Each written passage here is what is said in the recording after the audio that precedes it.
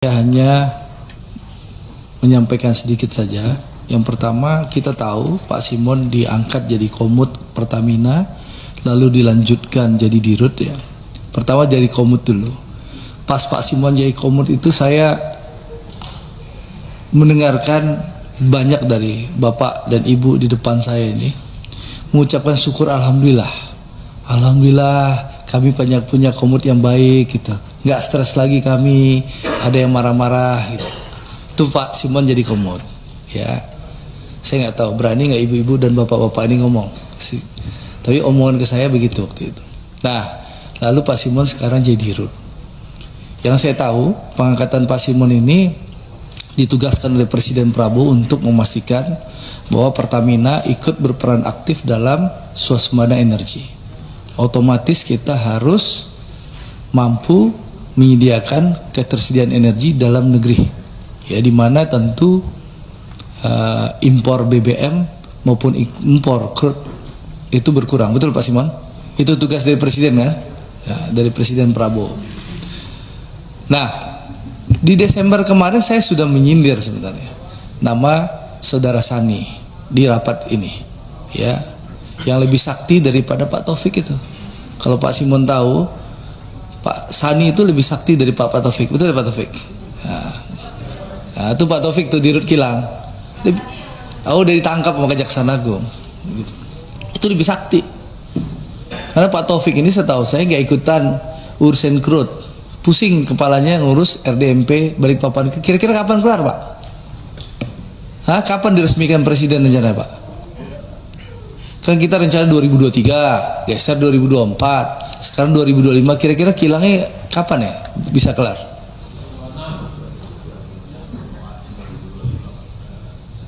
September 2025. Nah, saya berharap jangan molor lagi, karena kilang ini bukan hanya urusan menghasilkan BBM Pak Simon, tapi juga petrokemikal, juga akan mendukung dan mendukung Indonesia juga bisa swasembada farmasi nanti. Ya, ini perannya bukan hanya urusan BBM, tapi juga banyak hal karena ada menghasilkan petrokemikal. Jadi tadi disampaikan Pak Herman Khairun, kita tunggu roadmapnya Pak Simon ya, nanti habis Lebaran kita akan undang lagi. Tolong Pak Simon paparkan priorisasi Simon alias Mantiri menjadi dirut Pertamina, apa langkah-langkahnya untuk mencapai arahan Presiden Prabowo bahwa kita bisa berswasembada energi. Apa langkah-langkah Pertamina? Ya, meningkatkan cadangan sumber minyak kita, lalu kilangnya gimana, lalu energi baru dan terbarukan yang disampaikan Pak Adi tadi. Nah, itu yang kita tunggu pertama ya.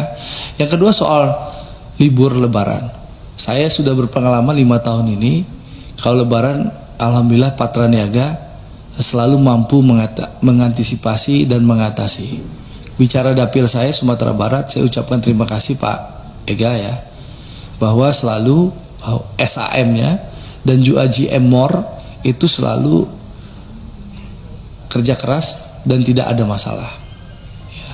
Hanya saya titip pesan Pak Ega, jangan sampai SAM-nya menegakkan aturan karena ada tekanan lalu dicopot gara-gara ada tekanan politik.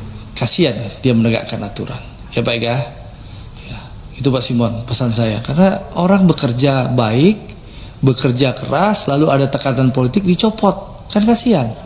Besok takut orang SAM memberantas permainan LPG 3 kilo ya, karena ada tekanan-tekanan politik gitu loh. Itu yang kedua. Yang ketiga Pak Simon, di kampung saya itu kita hanya punya satu kayak depot di Pelumpang itu, kita hanya punya satu depo seperti di Bungus ya Pak Alfian. Apa namanya itu Pak Alfian? Tangki apa namanya? Teluk Kabung. Nah, harapan saya udah minta ke Patra Niaga untuk mengkaji di daerah Pasaman. Yaitu bisa investasi, bisa monggo Pertamina lakukan, atau nanti Pertamina buka tender untuk swasta. Karena kalau Bungus Teluk Kabung itu putus jalannya, itu akan mengganggu distribusi BBM. Nah, tolong Pak Alfian ingatkan Pak Edo, Pak Ega dan Pak Edo ya, untuk kajiannya bisa diselesaikan, jangan terlalu lama bikin kajian itu gitu loh, supaya bisa dieksekusi sehingga ada kepastian kalau nanti ada bencana. Lalu yang terakhir yang menarik ini, yang soal kasus ini. Jadi saat kasus berkembang, Pak Simon dan teman-teman Pertamina itu, saya bangun tidur tanggal 1 Maret, tiba-tiba rame di medsos. Ya, rame di medsos. Saya di Instagram saya itu diserang ribuan buzzernya Ahok. Ya, buzzernya Ahok. Saya lihat, kenapa saya diserang sama buzzernya Ahok, temannya Pak Darmadi ini gitu loh. Iya, buzzernya banyak 0. Kalau Ahok ini akunnya rata-ratanya postingannya 0, followernya 0 gitu loh. Saya screenshot, Pak. Jadi kalau di proses hukum saya bisa buktikan nanti. Jadi itu buzzer Ahok. Nah itu menarik nih, ntar dulu. Menarik, saya kaget kan. Tanggal 1 kenapa? Oh, saya lihat ternyata di TikTok rame. Pernyataan saya tanggal 15 Februari yang minta Presiden Jokowi untuk mengganti Ahok. 15 Februari 2020. Ya, saya sebagai anggota DPR Komisi 6 minta Pak Ahok diganti karena membuat kegaduhan di Pertamina.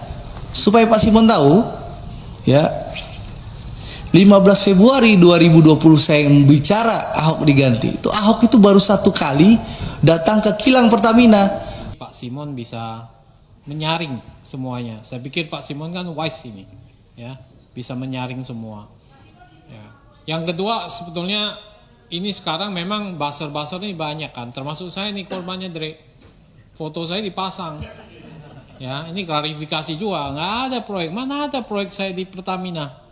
Ketemu aja enggak, ya. Ketemu Tio aja kita. Ya, paling di Tio di sini.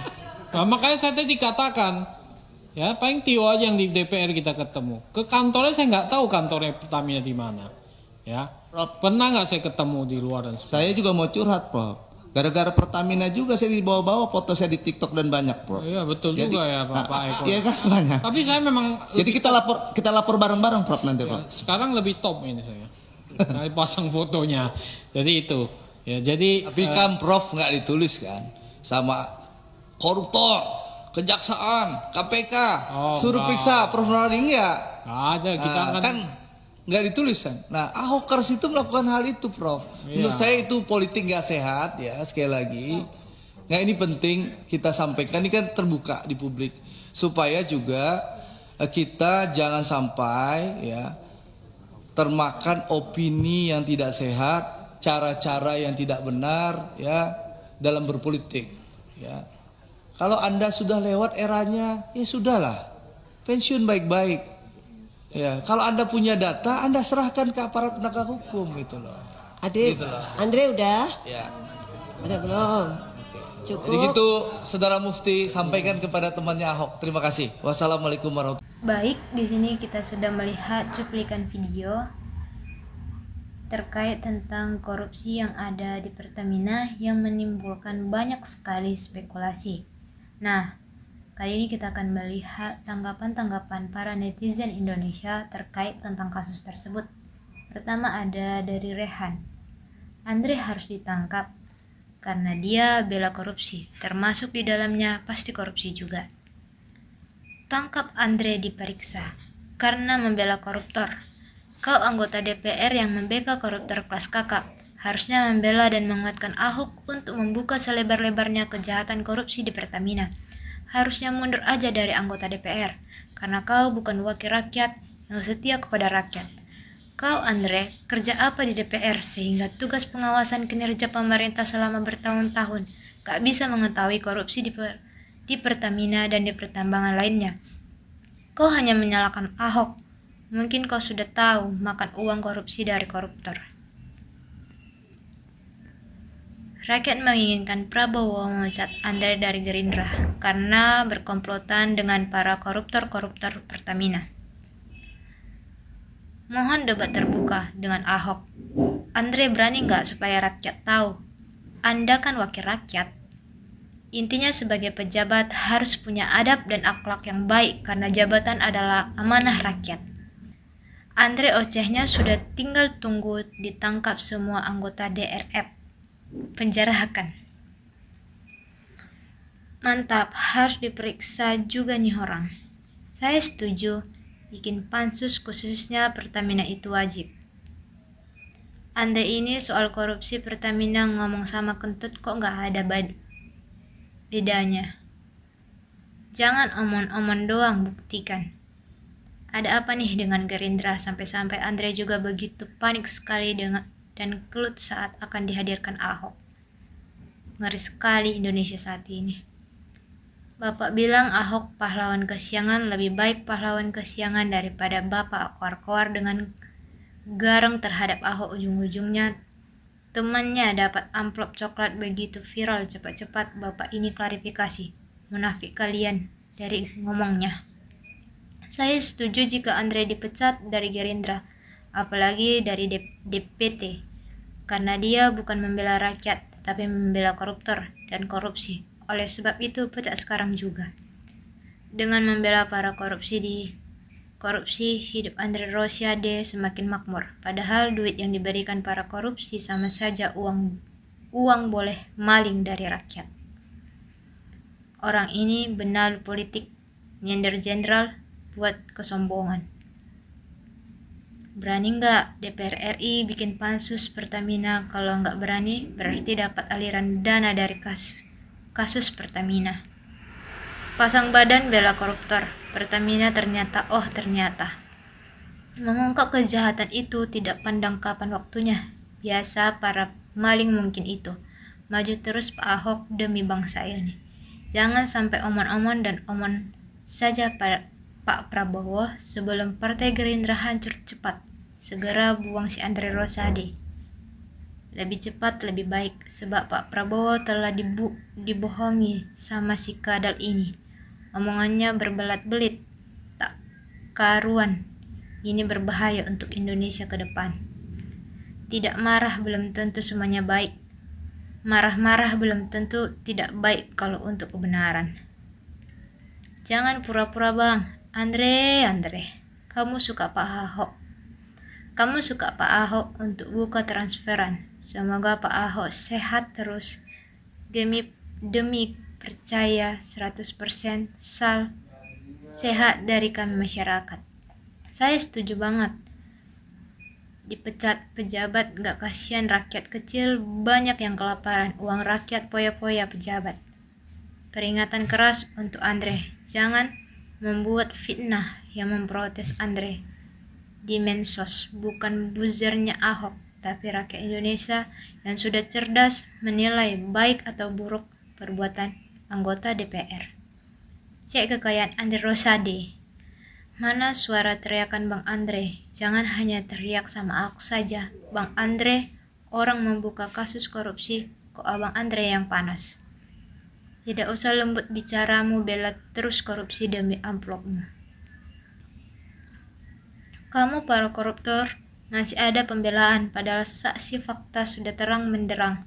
Maka Indonesia selamanya akan menjadi negara yang paling korup, dan para perampok uang negara selayaknya tidak didampingi pengacara. Andre harus dipanggil ke Kejagung atau KPK, diduga terima jatah atas korupsi di Pertamina. Mantap, pecat pengkhianat rakyat. Karena kau Andre nggak becus, kau sudah ikut makan uang korupsi di Pertamina. KPK harus periksa Andre. Kau nggak ngamuk lagi Andre? Sudahlah, sekarang sudah ketahuan kapok Andre. Yang namanya Andre jangan kasih kedudukan di DPR. Sebenarnya perwakilan rakyat, tapi seakan-akan bela koruptor. Bongkar aja siapa aja yang terlibat di dalam Pertamina. Pasti hasil korupsi mengalir ke Senayan. Gak mungkin berkutat di rut Pertamina aja, plus anak perusahaan pasti akan mengalir kemana-mana. Andre itu bukan belah koruptor. Dia ikut menikmatinya. Tolong temui dia sama Ahok biar masyarakat tahu dari Miangas sampai rute. Lebih kuat mana hukum membela korup apa membela kebenaran? Nah, itulah tanggapan-tanggapan dari teman-teman kita terkait tentang kasus korupsi yang ada di Pertamina. Jangan lupa dukung channel ini dengan cara like, share, dan subscribe agar kita bisa semakin lagi menggali kasus-kasus terhot yang ada di Indonesia ini. Sekian dan terima kasih. And see you.